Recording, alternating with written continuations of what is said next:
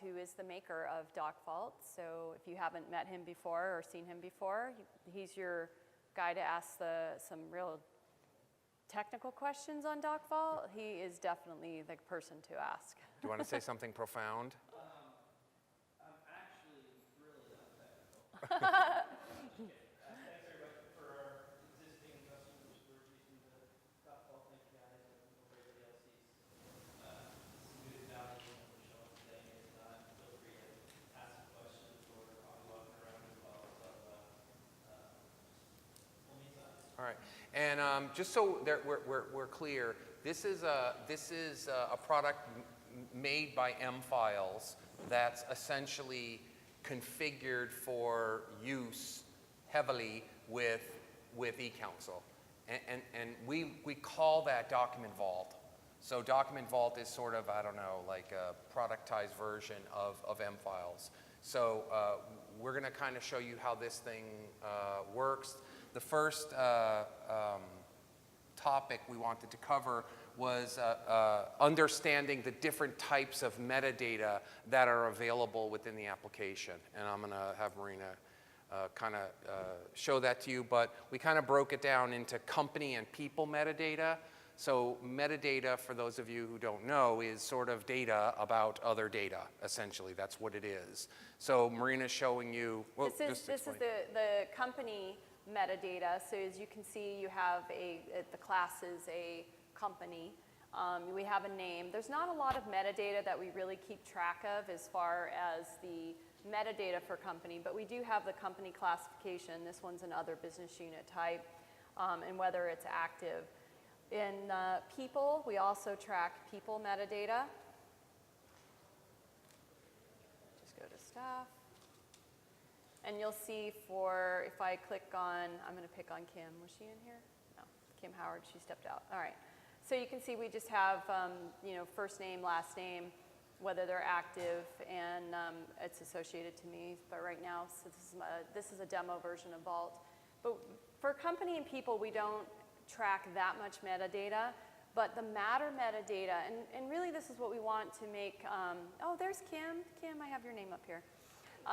So the main thing we want to have people understand, because we had this question with a client that's new and implementing, that they didn't understand what's the difference between a matter type and a document type.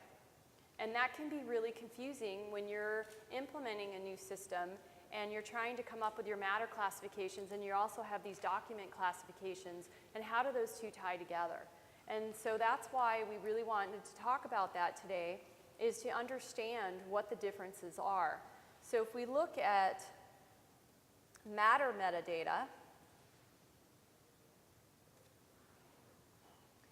and you'll see over here that this screen, sorry, it's a little small, but you'll be able to see over here in the screen that we do have matter type. So matter type is coming over from eCounsel. So you could have a matter type, for instance, that is breach of contract, but your document types that are associated to that matter could be a letter, an email, a pleading, there's all these different document types. So the matter metadata is a little different than your document metadata. And you can see that we have, in addition to matter type, you have the date that it's opened. Also, once the matter is closed, that date will also come over. So we have a syncing between eCounsel and the DocVault. And I think it syncs every 15 minutes, but you can force a sync if you need to. So if you need to get a document in the system and you just opened a matter, you can do an immediate sync to load those matters right away so that you can add a new document. You'll also see matter description. That is the base info. For those of you who do use eCounsel, that is the base info comments field that will load over there. Also, you'll see region, state, country, legal section, logic group, law area, law sub-area, and file number. All of those are standard out-of-the-box eCounsel fields. And if you are not using that field in eCounsel for some other purpose, or if you've need a field in DocVault and it's not being used, you can relabel, just so you know, in eCouncil, and you can match that relabel in the DocVault so that those sync up, which is a nice feature. So typically, file number is one of those fields that is in the base application, but a lot of people take that field and they rename it something else. That's what we're talking about here. But essentially, this matter data, this is what DocVault is. The matter data automatically gets populated over to the DocVault so that when you go to create a document, you can associate that document. And we know what matter type it is based on association to the matter that the document's associated to. So we don't need to say what state it's from or what region it's from or what country it's from or what legal section it is. Right. It's by association, which she'll show you here in a second. So this is what we call the matter metadata. The document itself, I feel like I'm echoing, sorry. The document itself has its own properties. And so you'll see here that this is what we call the document metadata. And that is completely different than the matter data, right? So the matter data is coming over for eCouncil. The document metadata has to do with the vault itself. So you can see that you have a class. This is your document type. So this is, I have a class called training, so it tells me it's a training document. But you can have, there's a group. So the way that the metadata works is you can have a group of documents. So for instance, correspondence. And the class of documents underneath correspondence would be memo, email, letter, notice or something like that. So that's how every document has to have a class that is required. And then you can see the name of the document, and matter. So if you want to associate your documents to matters, that's really the purpose of this, right? Is we're syncing up with our matter management system. And then you can have other properties that are associated. So these, like who authored that document. And where author really comes into is who, let's say you have an agreement and somebody comes and says, hey, Bob Smith, attorney, drafted this agreement, but I just can't find it. I don't know where to find it. You can search by the author as long as you've populated that metadata with the document. So adding additional metadata will help you find things. You can see here, too, that I put a keyword in here of master. Master may not be in my document itself because it's a training document that I'm using, but I want that to be my master document and to be able to find all my master documents later.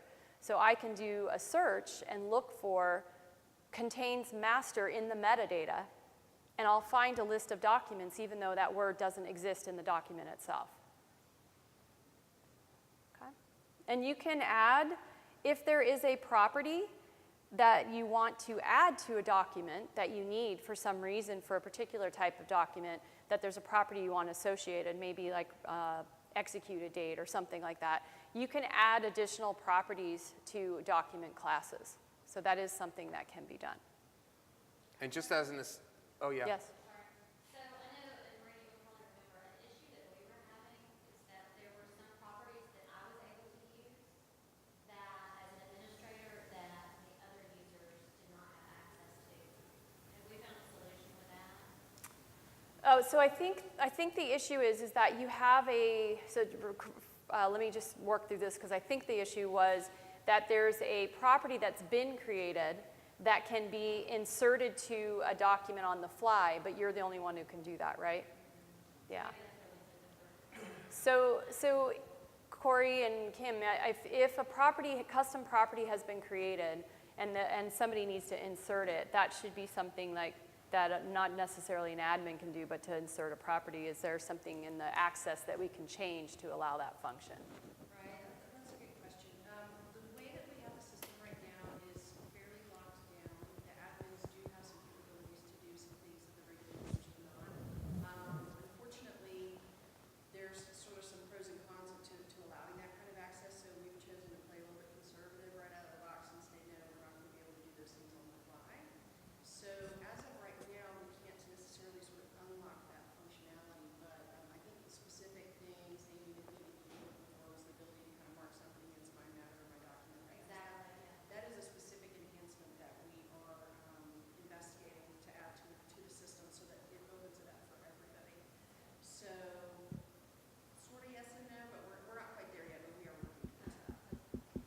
And I just wanted to point out the part of the integration which isn't easily seen is the security that's associated with those documents. So if you sat in my class yesterday, we talked, in the afternoon, we talked a little bit about security and how that worked. And, you know, basically, the rule of thumb is this: if you can't see the matter in eCounsel, you're not going to be able to see the documents associated to that matter in Document Vault. Rough. My bad. We're supposed to be repeating the questions into the microphone so that. Okay. So that when the recording is played, people can understand what the questions are. So if you wouldn't mind just quickly repeating the question too. I will. Thank you. I apologize. My bad. But I just wanted to mention that about the security, because that's not something that's obvious from looking at this screen. So it's important that you understand what that limitation, it's an intended limitation. It's not something, it's the way we want it. The idea is that if they can't see the matter, they shouldn't be able to see those documents. And there's some overriding functions that might be available to you, but by default, that's the concept. And that was the concept even in our native document storage. You can't get to the matter, you can't see the tab that has the documents on it. This is the same. I'll repeat all the questions from here on out. So I just want to show a little bit of what the document classes do look like. So if you can see here, I know they're kind of light. It's lighter on my screen than up there, which is good. But you'll see under contracts and agreements that the contracts and agreements is what we call a group. And then the classes, which is the types of documents, these are the types of agreements. So you can see, and this list is customizable or configurable, I should say, by the clients. They can tell us what document classes that you want to have. You can see under correspondence that I have various types of correspondence that are under here. And so that's what we call your document classifications, which is different than your matter classifications. And that's where I really want to hammer that in, because there was some confusion that I've heard from clients, is not understanding. So, you know, you have your matter, which is a 4-level in eCounsel. It's, you know, you have your legal section, matter type, law area, law sub-area, but then you've got these document classes and you've got your group and your classes. And so I just want to make sure that it's different. So you could have your legal section as litigation, and the type of litigation is your matter type, but you could have 20 different document types associated to that litigation. So that's where it gets a little different. Yes?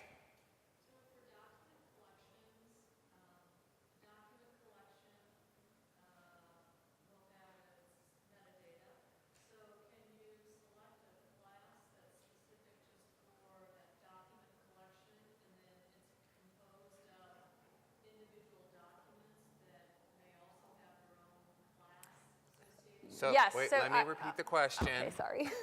The question is do the document collections have a classification system separate and apart from the documents? Did I say that right? Okay. Okay, so the answer to that is yes. So if, for instance, I created, here, let me just do a quick search.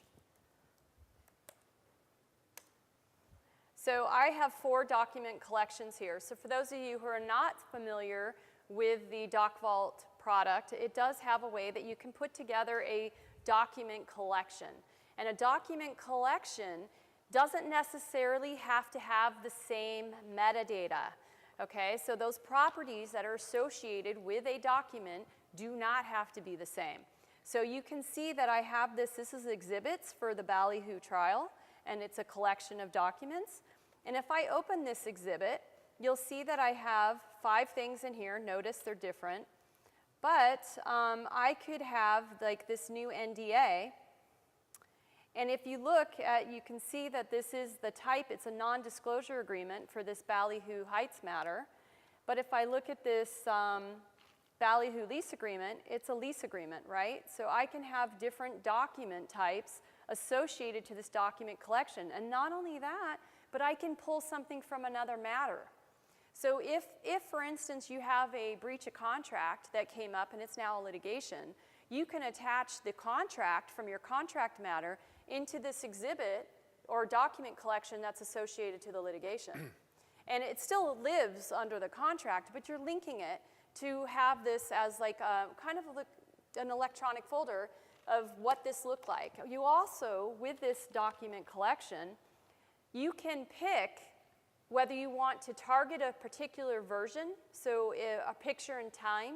So if this document, like if this exhibit's got submitted to the court, for instance, and the document was on version 13, the date that I submitted to that court, I may want to target that version and leave it locked to say, when I add this, use this version, because that's how it got submitted to the court.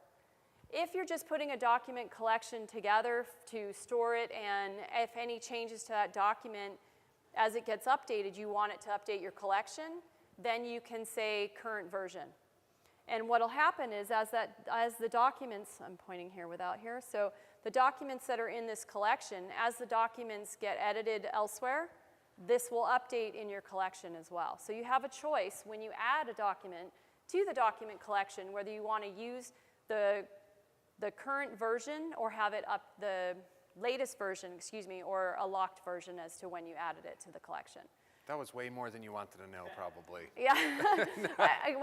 That's why we're here, so we appreciate the question. Where you see document collections, at least in my experience, where you see document collections used is, let's say you have an acquisition and you're putting together a closing binder, right? And you have 1,000 documents that had to do with that acquisition, but only 25 are in that closing binder. You could have a document class called closing binder and put those documents, associate those documents in there. So you always have a virtual folder of what that closing binder looked like. So, yeah, absolutely.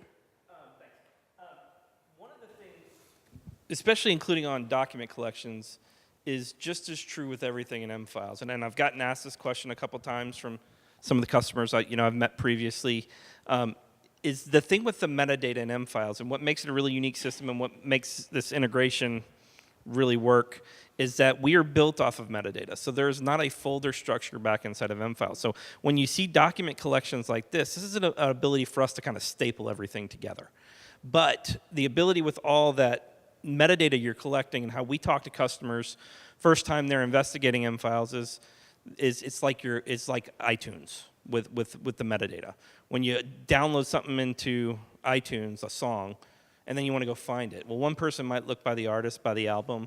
One person might look by the decade, by the genre, by the playlist. All the different ways we use in our brains to be able to find information. And that's the same thing that we're doing with metadata in M-Files, is that piece of metadata frees the information up to flow to where you want to see it. So those views that you see in M-Files, matters by this, are basically acting as safe searches. So you have a lot of ability to do things outside of like what you're doing with collections here to start bringing the information together so how your users want to be able to see it. So, and that gives a lot of gravity to everything that comes after in the views with M-Files, is that think of this as information that we're collecting, and then think of how you want to see that information, and that can be possible. Well, and the beauty of, we do this all the time. There's no like folder structure, because you'd have to know to open folder A to get to folder B to get to folder C. And sometimes logically it doesn't make sense for whatever we're doing. We don't need to know what folder it's in. We just search through whatever metadata we need to find the document, the name, like Corey said, all those things. All right. So another cool feature, so this is really what we're talking about, because obviously you have your document, your document's your document. But we have some cool features that we've also done in Vault, and that is you can use the Vault to set up templates. So you can create a document as a template, and there is a property that you can associate to the document called isTemplate. And I'll just show you what that looks like. And then also you can have a view. So Corey alluded to these views that help you have your documents. And you'll see that I have a custom view here called templates. And if I double click on that, these are my 4 Matter document classes that I have templates on. So a template would be like just a form letter, or? It could be a template that you're using as your agreements, or you want to use this template for future agreements or future letters. So you can set up a document that has that feature, and I'll show you what it does. So for instance, this lease agreement with ABC Corporation, if you look over here, I did it for Ballyhoo Heights originally, but I've now marked it for is template. And you'll see there's a property down here in the metadata called is template, and it's set to yes. When that is set that way, when I open a document, it will automatically open as a new document because it knows that that's a template and it is not to be edited. So you automatically open it and you can create a new document and base that using that as a template. You can set that template with your own letterhead or anything that once you've created that template. Yes, question? So I've had this come up because I've created some templates, but sometimes all I need to do is just open up my template because I request someone wanted me to email it to them. If I go to open it, I get that metadata page as opposed to just being able to open the document. Is there some way to just open the document so that I can email it? All right, she asked, basically, if she is there a way to open a document that is a template so that she can email it and not have to save it with other metadata? Right, right-click open. Well, I was going to say if you right-click and you can share a copy by email, and that is going to actually send, I don't know what it's going to do. Oh, here, hold on a second. That will actually send a copy in Word of that document. So you can share it by email out so you don't have to touch your template. The other thing you can do when you're sharing by email is you can convert it to a PDF. If you don't want somebody mucking that document up and sending it out to somebody else, you can, when you do that, right-click. So you click on the document and you do, right-click. And then share down here. Notice I can send as a PDF. So when I click send as a PDF, I don't think I did that right. Whoop, there it goes. It should have, there. It converts it to a PDF on the fly. Okay, and then you can send that as a PDF. So if somebody just needs to review a document and you don't actually, they're not going to be editing it, you can send it that way, or you can send the copy as a Word document. Does that answer your question? A lot of function on the right click, Yeah, for sure. there is. And that brings up, there is when we, I don't know if we're going out of order, but I'm sure you are going out of order. Maria. yes. So my point that I wanted to make with the templates is that is a really cool feature because you can set up with your letterhead and whole letter structure, save that as a template so that when users go to open that document, they always have to create it as a new document, and then it opens in Word, and you have your template there, and they can do whatever they need to do. The other thing, too, if you need to go back and edit that template, all you have to do is you change this is template to no, and it'll allow you then to open the actual document without doing a save as function. You'll actually can open that template, make your changes, save it back, check it back in, and then set it back to template as yes. So that is a standard out-of-the-box functionality of that is template property. Yes? You probably wouldn't want to have a matter listed there in the profile for the template, right? Because each new document would be for a different matter. The comment was that maybe we don't want to have the matter listed as part of the template's metadata. And what I would recommend really, I mean, this is a demo database, but what I would recommend, because I can't add any new matters to this database, or otherwise I would have, but what I would recommend is that a matter be created called templates. And so that you have your template matter, and all your templates are stored in there, and so that way, when a user goes to use it, they'll select a new matter. Obviously, they're not going to save it to template. But that's a very good question, and that's what my recommendation is that you think about that and set up a template matter. Okay, where are we at? Oh, so that brings us to views. So, yes. yeah. Sorry.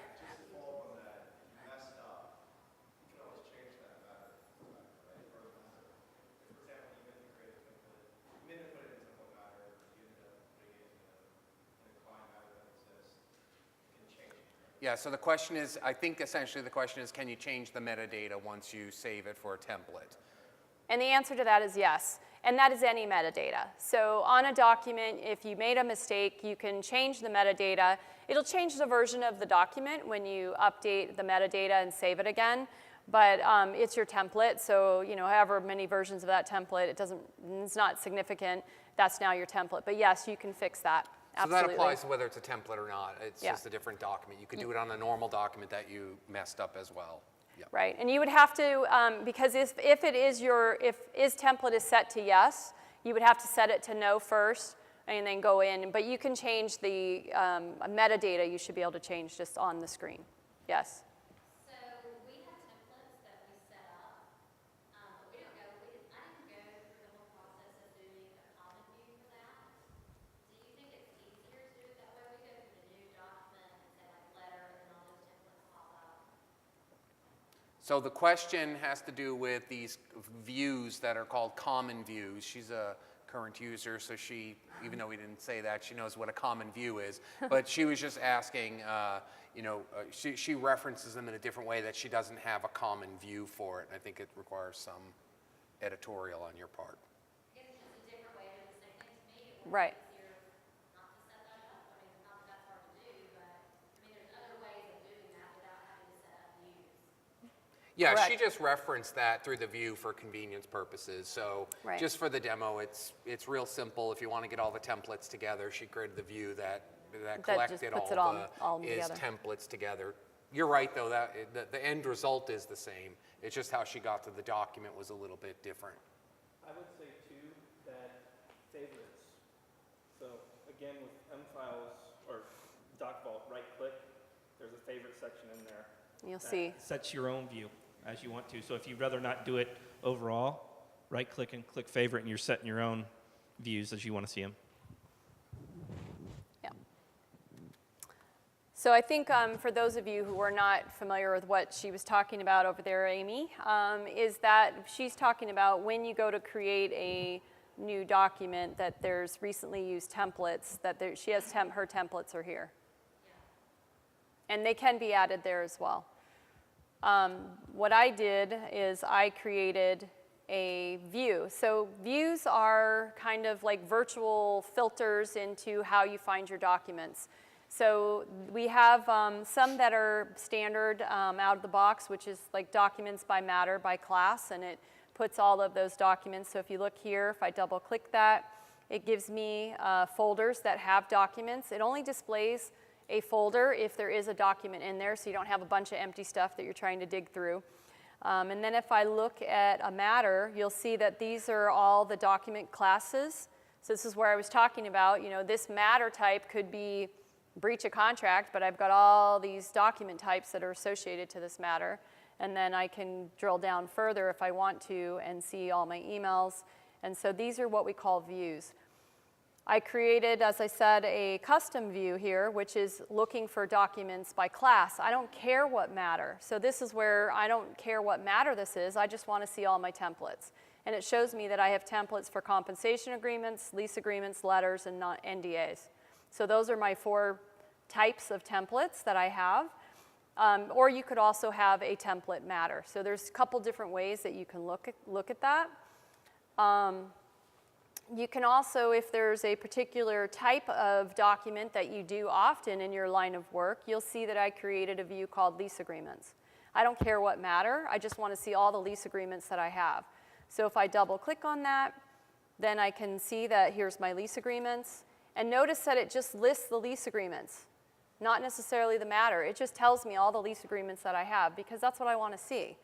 So the virtual folders or views are kind of little helpful ways that you can organize what you're doing. Well, and it's just a matter of organizing it this time. So she could have put them in a virtual folder by author because she wanted them to be separated by author. So you can't really do that in a folder structure that's preordained, right? If you wanted to find all the lease agreements, you might have to open up every matter folder to find each individual lease agreement to get them all together. That's what these views are for. And there's a common view, which is sort of an administrative level view that the administrator set for users. And then there's something called custom views or my views, which is individually, she can create her own views for her own purpose. And they kind of show up in this area that she's showing you. So Right. that if she has her own special requirements that the administrator doesn't think is necessary for everybody, she could pretty easily set that up on the fly. Correct. Did I say anything wrong? No. Okay. Right. I only have one that's in my views right now, and that's I want to be able to see the deleted. Now, of course, deleted is an admin function. I happen to be an admin in this vault, so we're that's a gonna little show different. that. So it's fairly simple to create the custom views. So basically, if you take a copy, like I took a copy of documents by class, and then there's a properties function. That's that whole right click, right? Right click, there we go. And you'll see down here is properties. This is how you can customize those views. And so you'll see that it tells you what the filter is for this view. So I'm looking at documents that are not deleted, and then I can define a filter. So here under I'm looking for all documents or document collections because I want to see both. If you want to set up a view that's just document collections, you could do that. And then in my properties, you can see that I'm looking for class equals lease agreement. I could add additional properties too. It doesn't have to be one, but I'm looking in this particular view, I want to see all the lease agreements. So that's how the views are created. And you know, it takes a little playing around with it, but mostly I start with something that's similar and then I customize it by using those properties. I also created a documents by matter by group by class, because I think it's nice to be able to organize, and you'll see in this matter, it puts it in the groups first. So before I had the 25 classes of documents. This, if I'm only looking for correspondence, I might come to this one and then look through my correspondence, and I have emails and letters. So it's just another way of kind of organizing it down to however level you want to look at it. Right, so these views are meant to sort of be pre-packaged, I don't want to say searches, but pre-packaged safe saved searches that you might use commonly. There's also a very powerful searching function. So when you just have this oddball request maybe for something, you can go in and Marina will show you how to use this searching function that we have. So for instance, you heard me mention earlier that I have a keyword master. So if I type master in this search function up here, notice it gives me options. So I can do search in metadata, or I can search in file contents, or I can search in both at the same time. So I'm going to search in the metadata because I know that I used master as a keyword, and you can see that it came up with 6 documents. And if I come over here and it highlights it for you, where's my metadata? And you can see that I had it in my keyword as well as in the name of the document. If I look at this one, so here's my training document test, and you can see that it pulled it because it was in my keyword of master. And you can also do an advanced search, and you can search for individual properties. So if I want to see everything in class, for instance, is email, and let's say I'm looking for something where I know I got an email from somebody, but I can't remember what matter that came on. So I can look for properties, email from, see if this will work, and I'm going to do contains.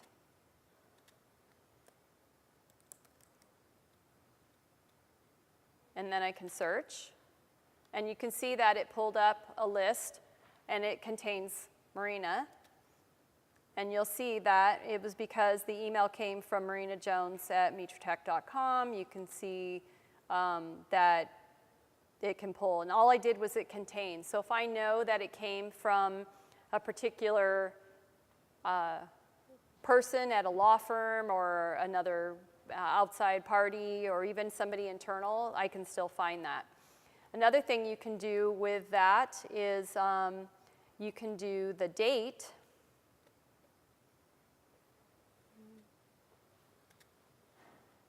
And I can say within the last week. So maybe I know I got that email within the last week. I don't know if I've loaded anything. We'll see. Nope. I can expand that to be within the last month. And you can see that it found an email that I loaded in the last month. Hold your applause. Finding emails. I know. Oh my I mean, how gosh. many people are like, oh my gosh, I don't know where that email went. But there's different ways, and you can even search by the subject, right? That's the name of the email. So if you know, well, I know it had to do with this, and you can still find it. And that's what's really cool. This is a really powerful search tool, and you can search across all kinds of documents. If I want to see, this is going to be fun for Kim. Uh-oh. Okay, so if I want to see, we talked about author. If I want to see all the documents that Kim authored, and here's all the documents. Did you know you drafted all these documents for me? It's so awesome. You've been super productive. And you can see that Kim was listed here as an author on the document. And I could also put a date range in there. So maybe I don't want to see the whole world of what Kim's documented, but I could say, in the last, since a certain date, like since the beginning of the year or something like that. So you can filter, additional filtering to find your documents. I just want to point out while Marina's moving along here, we haven't been in eCouncil yet. You don't need to be in eCouncil to do any of these functions. You can do them from within Word, within Vault, within Outlook. eCouncil is more like I'm going in to view what documents might be on an existing matter. It sort of pre-searches it for you if you're in there. But you don't need to go in there to do any of the document metadata information. You have to have created the document or the matter already. But to create the document, we didn't touch eCouncil yet. And that brings us to our Outlook piece. So there is some cool little features that you can do in Outlook. So for those of you who may not be familiar with this piece, you can drag and drop emails directly from Outlook into the Vault. You don't have to, it's different. Like in Word, you have an M-Files tab and you can save it to the Vault. But in Outlook, you can just drag and drop. Now, one of the things you can do, so if you have heavy email, like in a document production or something like that, and you're going to be dragging a lot of emails in for a particular matter or a heavy acquisition, and you're going to have that heavy traffic, you can create email folders that are matter specific. And all you do is you drag and drop that email. You don't have to do a single profile at all. You can literally drag and drop, let it go, and everything's done. And let me show you what I'm talking about. So if I drag a document, so I have this random matter, and I'm going to drag it into this email folder. And it brings up a metadata property window for this email. Notice that it's automatically going to be an Outlook message. Right? It's automatically classed as email. My subject is the subject of the email, the name. Matter is the only thing that's not populated, but it does have an asterisk. So anything with an asterisk is required, meaning that you cannot add the document without that field being populated. And it automatically puts in the date of the email, who it's from, who it was to, if there were CCs and any sensitivities or whatever's applied. So all I have to do here is I need to select my matter. So I could then select my matter, and then I can create it, okay? So that's fairly simple, and then you can see that once it's gone in Outlook, I get a little bar here that says M-Files. So I know it's in the Vault. I don't have to do it again. It knows it's there. Now what's cool is these ones down here, because I created a special folder that if I right-click, and I do the M-Files properties, you'll see that matter is actually applied to this folder. So when I drag and drop an email, I don't have to touch it. It's just going to go. So if I look at this, you can see I have my brown fox matter. Oh, sorry.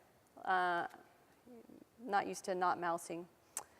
So we'll drag it down into my brown fox. And notice that everything's in there, and I just have to hit create. Yes, question? When you fill in the matter data for when you're dragging and dropping, you have to fill in the matter data. You do it for several emails at once, because you have to do it by individually. Okay, Yeah, sorry. go Go on. ahead. He's just asking if you can apply the metadata to multiple emails that you drag over at the same time. Right? Yes. Okay, just want to make sure I characterize it right. So in answer to your question, you can drag 20 emails at once if it's all the same, and then you can just put if it's all the same matter. Or the system actually gives you the option to profile individually. So even if you drag 20 emails to the regular email folder that's not matter specific, it will let you profile individually. You can just click next, add the matter, click next, add the matter, but the rest of it's already, it knows and refreshes, and you can just click next. Or if they're all for the same matter, you can drag and drop the 20 in, put that one matter and hit create all, and it'll do all of them at once. Yeah, there's a button. And that applies to documents as well. So when you're doing documents from, for instance, if you're on your Windows Explorer, right? It's Windows Explorer. Windows Explorer, and you're looking at, your normal drives, like your shared drive or whatever. If you're dragging documents, you'll have a drive for ours is the Z drive, but you'll have a drive for the Vault, and you can drag 20 documents over even from Windows Explorer and either individually profile or profile them all together. Yeah, so it's not really Question. email specific, it's just Yeah. that's the way it works for Yes. documents. Wait, we got 2 questions. Mary?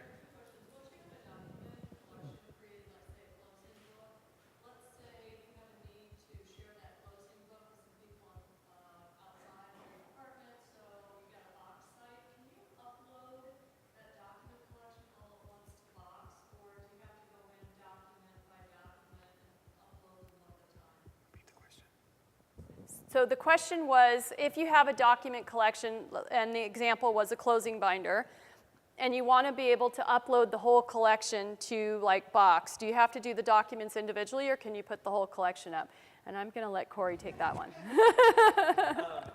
So as long as you have HTTPS turned on with the Vault, you can actually do what's called a public link now. And I believe that's functionality that's available today.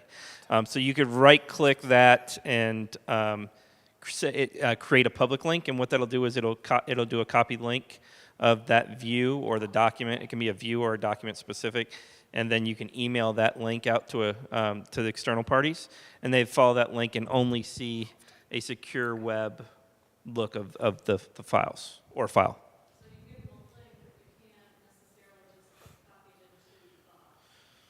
You could drag and drop everything in the Box, but you could highlight all and select all to bring over. Yeah. I might have took that a step further than you were actually asking then. But yeah, you could do either way, I guess then. All right, Terry, did you have a question? I told you I wouldn't forget your name yesterday when I met you.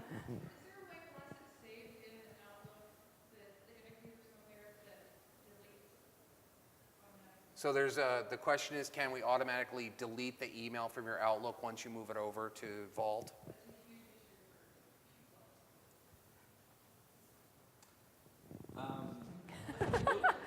I think that would be more of an exchange item than M-Files.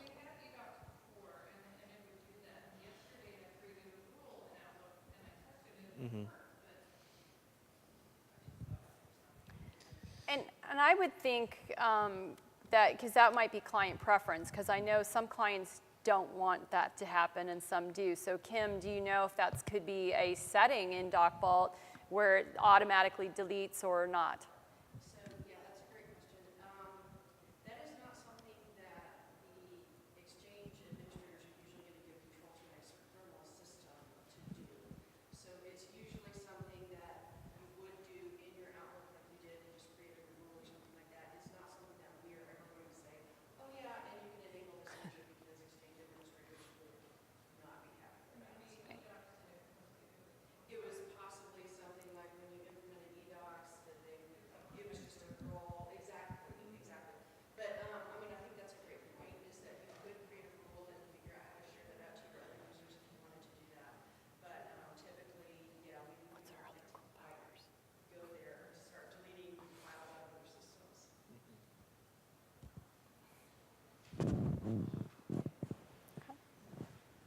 Any other questions? Sorry, yes.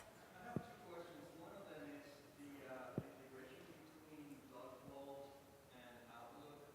Is that part of the Office Link, or is it a whole different? He's asking if Office Link, if the integration has anything to do with Office Link. They're totally different. Office Link is really built for the native document management system within eCouncil. So this has nothing to do with that. The second question is, what versions of Outlook are supported? He's asking what versions of Outlook are supported. This is when we have a panicked look and turn back to Kim and say, which versions of Outlook are supported? Do you know, Kim? Technically, I think we do support 2016 with this one. I believe MFile still does support 2010. We do, yeah. So, I think that we need to access 2016, but I believe Yeah, we're all about the functionality. The technical stuff is, we have to look at our documents for that. It's not in our memory banks. Yes. Are you going to show how you created those folders, or did you already the matter-specific ones? Well, so what I did Yeah, is, hold on. oh, He's sorry. asking about if she can show him how to create these matter-specific folders. So it's a little complex but you can give him a quick view of Right. it. But it's a little complicated just because it has a lot of elements to it. So what I did is originally you can copy a folder, but what happens is the first time you copy that folder, it doesn't copy all the metadata over. So you have to actually go in and specify, once you've created your new folder, you have to specify the mFiles properties.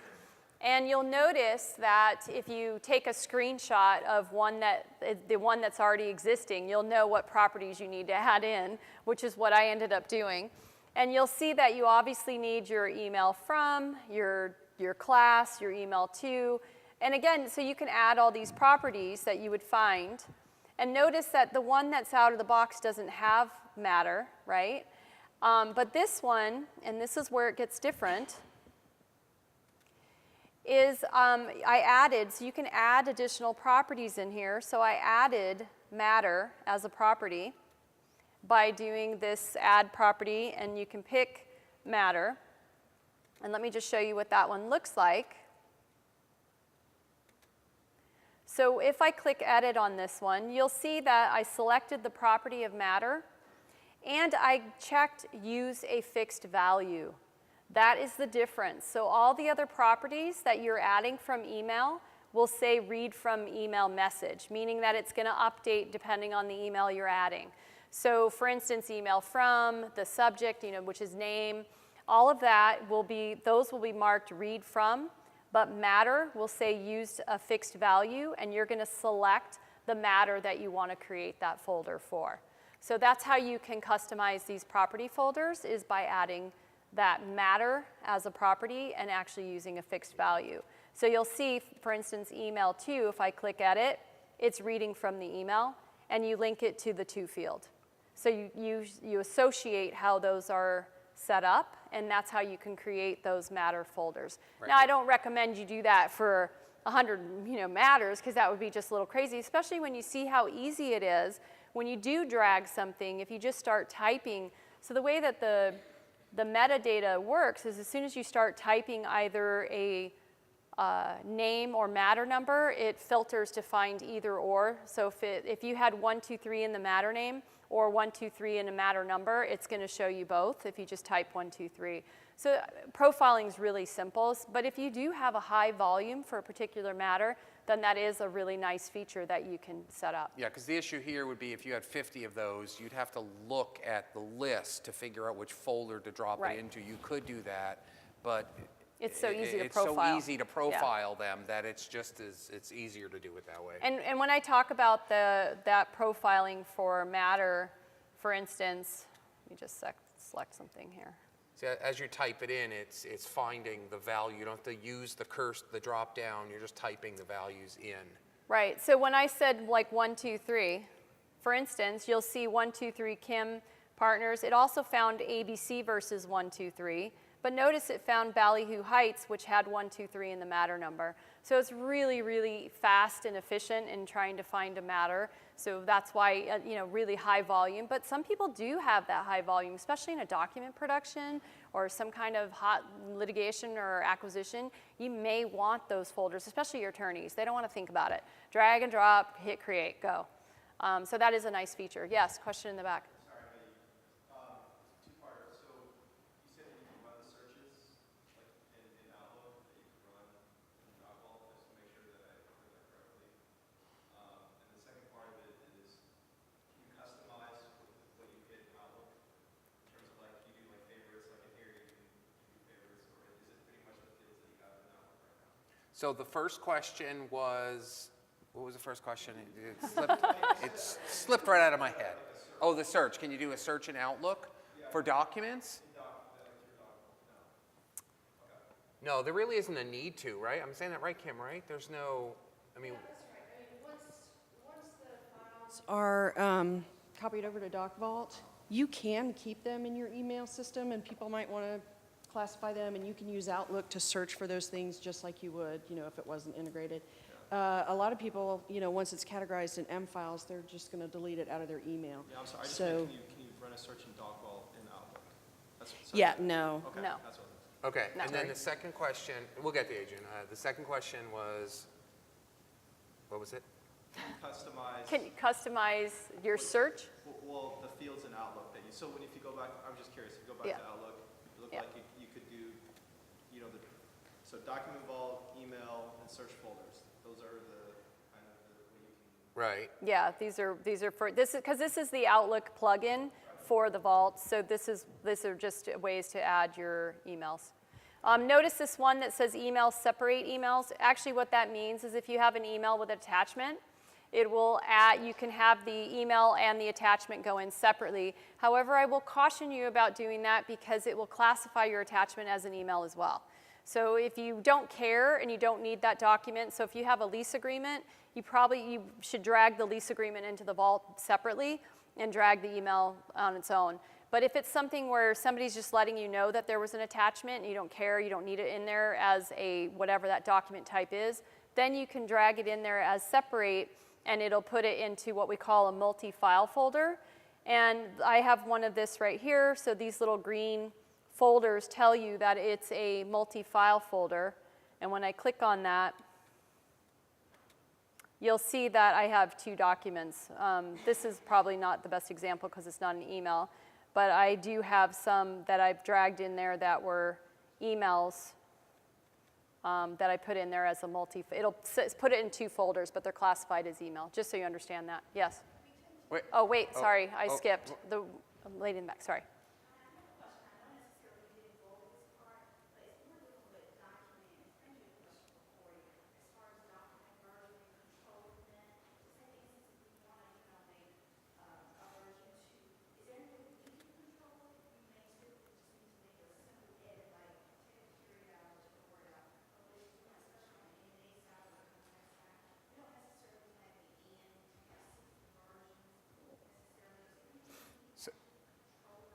So the question is, there's an automatic versioning component of the application. The question is, can we basically override that to do it only when we want to do it? Sure. We know the answer, but. So with Vault today, no. With the standard piece of M files, the goal with us is that every time we want to tell you every time something's touched, somebody changes something, so that way legally you have a version, a history, an edit trail of that. So that way, that's why we force people to check information out and check it back in. When you're just making one change like that, obviously that can be a little frustrating. We have the ability to do that in our product outside of the Vault. So that's not available in the Vault. There's ways I could discuss with Kim, your account team, where we could do that with potentially with our, we do that for customers in compliant worlds with our QMS and compliance kit. So yes, because the difference at that level is, and we do this for customers who do a lot of FDA compliance and ISO compliance, is the difference in that is a version as opposed to a full re-ups. So there's minimal, and there's major versions and minor versions, and there's a difference. So in The answer currently, today yes, is no. correct. For Vault, it is. There's no way to control that. Now, we know it's at the end of the session, so you guys feel free to leave, but we'll be here to take more questions. Hala, did you have something?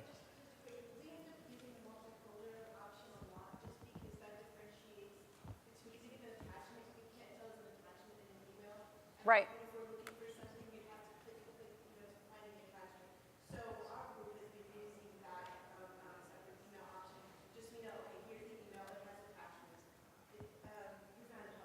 All right, that was more of Right. a comment about wanting to use the document collections for the emails because it was easier to locate. No, multi-file. Oh, multi-file, multi-file. So this is the example that I'm talking about. This is an email that was dragged into the system that had a photo.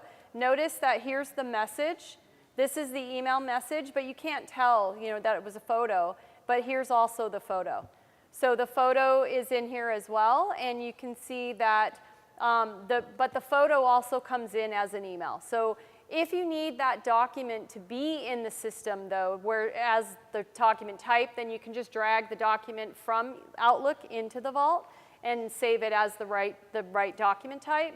But if you just need to know that you got an attachment, you can add them here. And it creates a multi-file. Now, the trick with the multi-file is the metadata must be the same. Okay, so you can't have in a multi-file a metadata that's a lease agreement and a metadata that's an email. The metadata is the same. Where a document collection, it can be any metadata, it can be any matter. The metadata doesn't have to be the same, but a multi-file folder it is. Yeah, and just to Marina's point, you can drag the documents from the emails without dragging the email over. Right. A lot of times we don't Yeah. really want the email, either because I have it 72 times before that, or because it's not important. So you Right. can just drag the documents over, and I think that's part of. No, Right. right, absolutely. Yeah. Sometimes Yeah. you do, but sometimes Depends you on the don't. situation. All right, any other questions? Yeah. Yes? So this is just my challenge sometimes on documents that are going to go through extensive negotiation with opposing counsel, where they're coming back and forth. Kind of the best way to set that up, because if you do it as one document with many, many versions, you start to just kind of spin out of control the version labels that you start to create. Here, I'll show. But if you have just one document with multiple versions, it all just has one metadata. So you can't tell which versions came from outside counsel or not unless you just start creating lots and lots of labels. So are you better off with a multi-file, but if you're saying the metadata has to be the same, like it would be so nice if there was some way to add a comment that says, this document's coming from so-and-so. So the comment or question is really, what's the best practice for handling files where you have multiple versions, especially coming from outside counsel? Like, how do you tag them? Versions to get to your final execution Sure. version, and it's trading back and forth with outside counsel Uh-huh. sending you stuff. Right, and that's, so for those of you who aren't familiar with what she's talking about, so notice I'm on version 17 of this document, and I've added version labels. The version labels aren't really part of the document metadata, but they are in history. So if I look at the history of this document, I can see that I have edits. Version 11 was edits from marketing. I have edits from outside counsel as version 12. Version 13, legal said, no way, we're rolling back to version 8. We didn't like marketing and outside counsel's version. So I put a note here, and then you can see version 14 is now edits from legal. So these are what we're talking about by version labels, which helps you because you can take that document that you sent out to outside counsel or another party, and you can bring that document in, and if you drag it on top of the existing document, it will actually take that edited document and make it the next version. So you are really keeping track of everybody's changes on that one. It really is one document. But you can put a version label in here to note what that version was. But I think that's what she's saying is it gets a little tricky. It gets a little tricky. What if you want to be able to say they're black lines as well as they're clean? Right, right.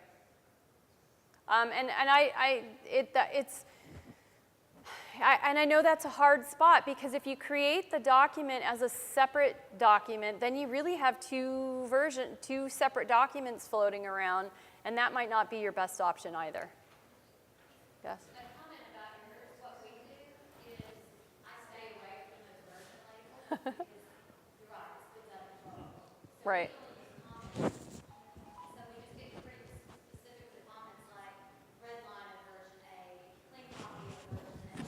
That we track all of that there, and we do exactly what Marina says.